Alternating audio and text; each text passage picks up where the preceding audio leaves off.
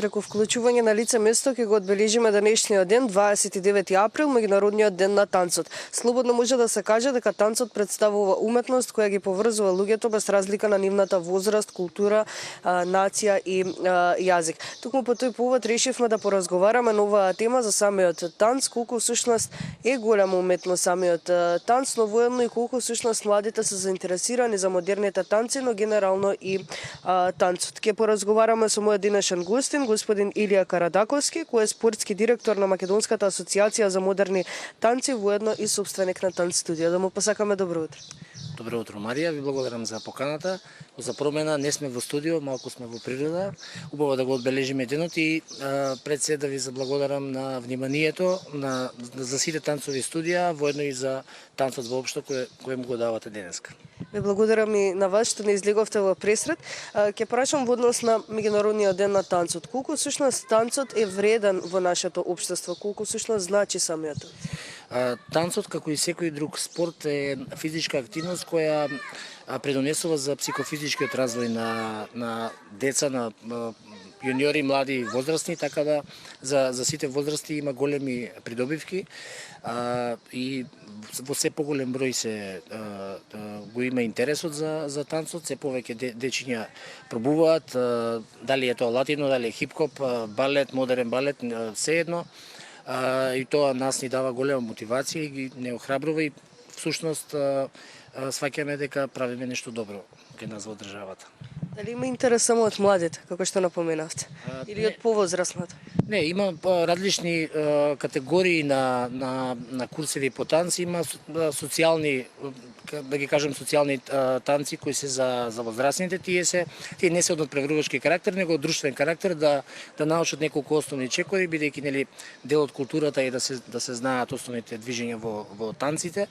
А децата пред се запишуваат и тие доколку им се допаѓа и им влезе под кожа, да кажем, одат подалеку и го креваме тоа на надпреварувачко ниво, одат по надпревари, како дома, така и во странство и така натаму, и тоа долги години трае. Напоменав и во самата најава дека сте собственик на танц студио и The Beat. Кажете ми, овде во главно сите оние кои што нели се дел од ова студио, односно доаѓаат на часови, претежно учат хип-хоп и латино танци. Најпрво ќе ве прашам за хип-хоп, дали на некој начин е техника или пак слобода на изразување?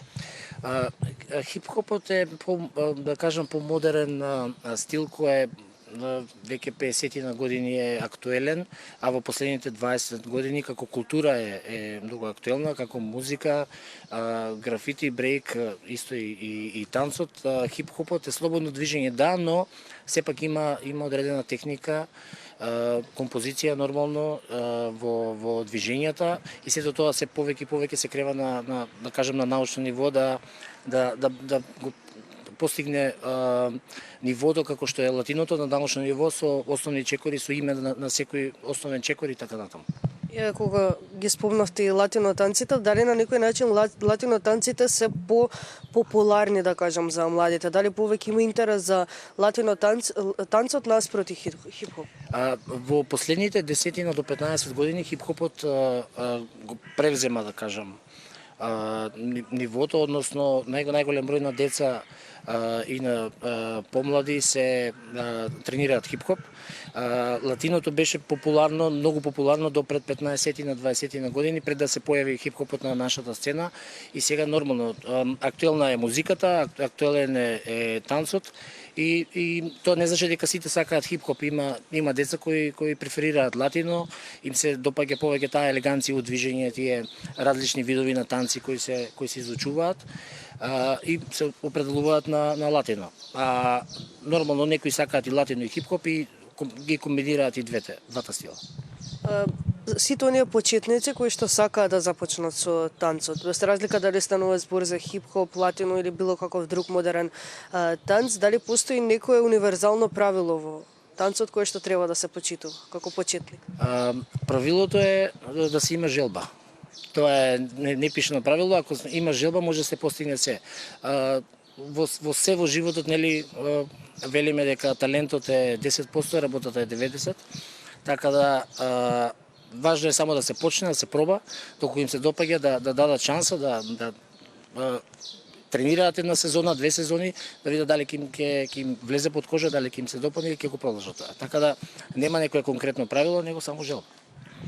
Верувам дека е така, верувам дека и со овој разговор на некој начин ги потикнуваме младите, доколку се двоумат и танцот им се допаѓа како еден вид на уметност, би можеле да продолжат во таа насока. Ви благодарам многу за одвоеното време, доколку немате дополнителни информации, јас би го заокружила овој разговор токму тука и драго ми е што го одбележавме на ваков начин меѓународниот ден на танцот. Ви благодарам, Марио, уште еднаш за поканата, многу убаво интервју, си кажавме се што треба да кажеме, така да уживајте во денот на танцот. Благодарам уште еднаш.